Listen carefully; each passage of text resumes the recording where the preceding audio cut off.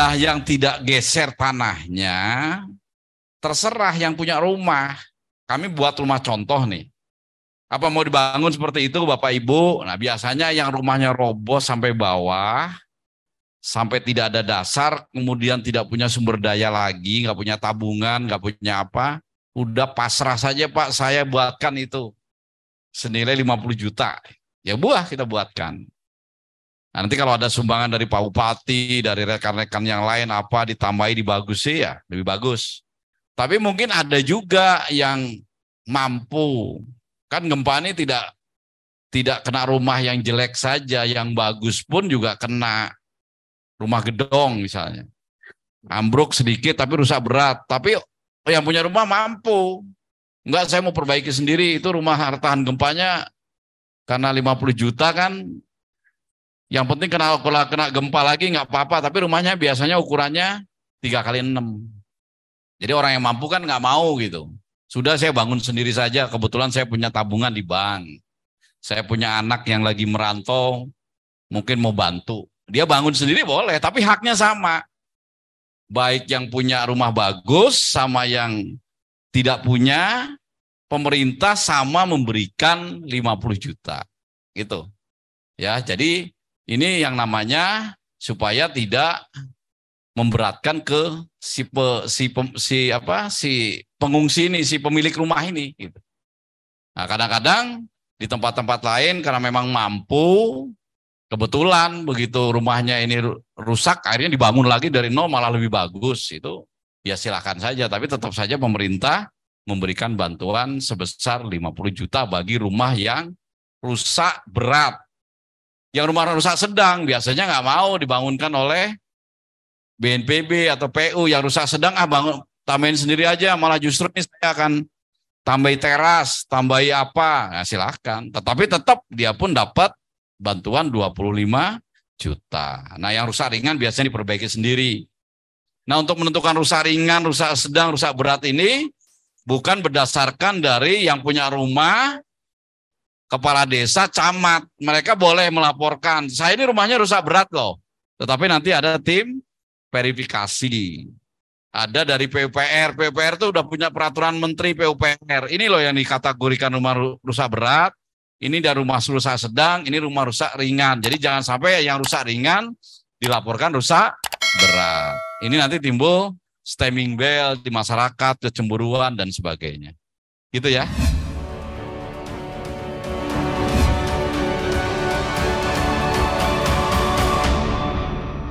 Cek Pak.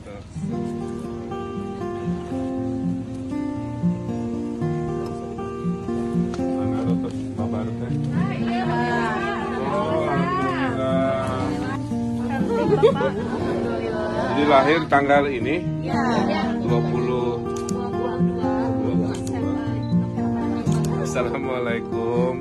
Di tengah kebencanaan yang melanda Cianjur, berkah rahmat Allah juga hadir. Lahir seorang bayi lucu perempuan, tinggal di KB, tinggal di dari ibu yang baru melahirkan, namanya siapa tadi? Ibu Dewi melahirkannya di sini ya? Di tenda melahirkannya. Di para bidannya mana? Oh, ini bidan-bidan. Dan Ibu Dewi meminta saya memberi nama. Saya kasih nama yang baik sesuai peristiwa, tapi juga sesuai doa. Jadi saya beri nama Gempita Solihah Kamil. Karena lahir saat gempa, didoakan jadi anak solihah. Dan peristiwa sejarahnya ada Pak Ridwan Kamil.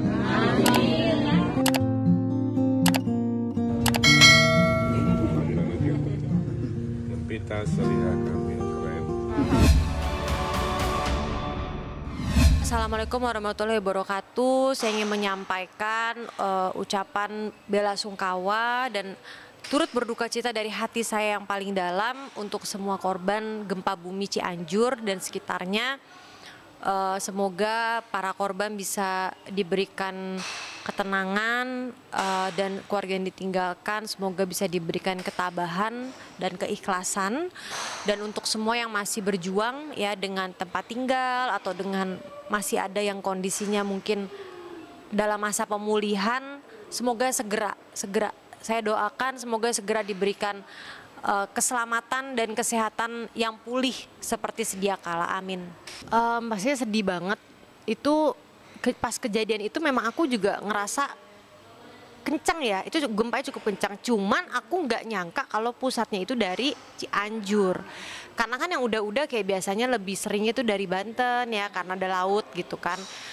Shock banget, dan saat itu kayak dari Cianjur, oke. Masih kayak ya udah oke gitu. Tiba-tiba 1 jam kemudian berita mulai naik, terus juga di TikTok mulai banyak FYP yang emang video amatir langsung dari tempat kejadian, yang rumahnya hancur lah. Aduh, aku tuh kok ingat masih merinding banget sih, yang ada kayak reruntuhan gitu, anak kecil apa ya Allah, itu sampai ya ikut nangis sih ya ngelihatnya, kayak astagfirullahaladzim, ya namanya musibah kita nggak ada yang pernah tahu kan. Tapi aku salut juga karena aku juga langsung ngelihat Instagramnya Bapak Ridwan Kamil ya. Menurut aku aksinya cepat tanggap sekali dalam menyiapkan fasilitas-fasilitas bantuan yang sifatnya emergency gitu ya. Jadi memang harus cepat banget gitu. Apalagi setiap hari kita dengar kabar korban jiwanya makin nambah ya kan. Itu wah sedih banget sih. Sedih banget, kayak terakhir dengar berita begini mungkin Kanjuruhan ya. Tiba-tiba sekarang ada lagi, dan bisa dibilang tuh kategorinya tuh jaraknya nggak terlalu lama gitu. Jadi kayak ya Allah, emang ya kita harus banyak-banyak berdoa deh supaya selalu dikasih keselamatan dan perlindungan gitu. Aku ngerasain, aku posisinya lagi di rumah, di kasur, goyang, itu bener-bener kayak, itu kenceng loh, kategori itu kenceng loh. Kencang banget gitu. Dan kalau aku tuh di rumah indikator aku tuh lampu goyang ya, lampu apa namanya, lampu gantung, itu goyangnya kencang banget. Jadi emang aku udah berasa nih, wah ini kencang, udah gitu di grup langsung heboh kan, grup sahabat lah, grup keluarga, kayak pada berasa nggak, oh semua ngerasain nih, berarti kan kenceng, rata gitu.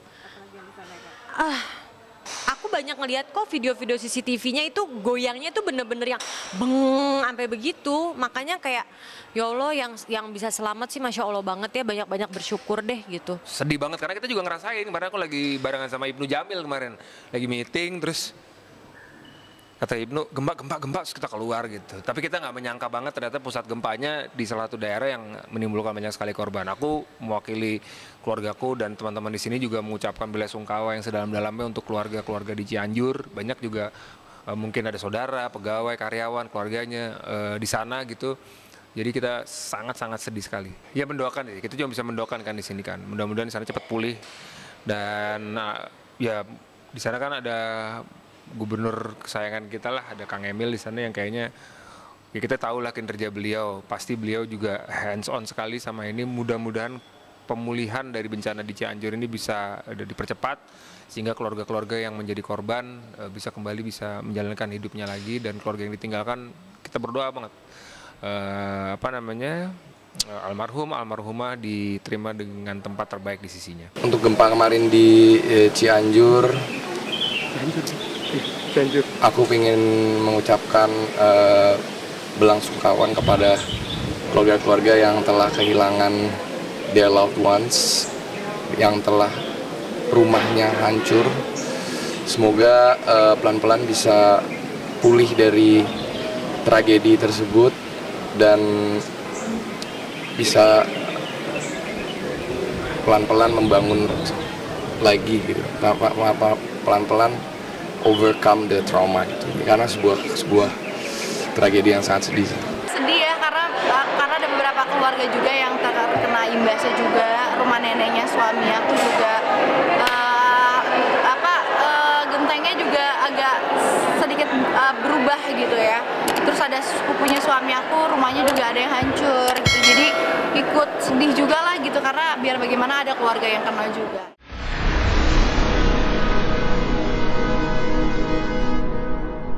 Jadi jangan lupa untuk subscribe Cumi Cumi. Ditekan ya tombol lonceng merahnya.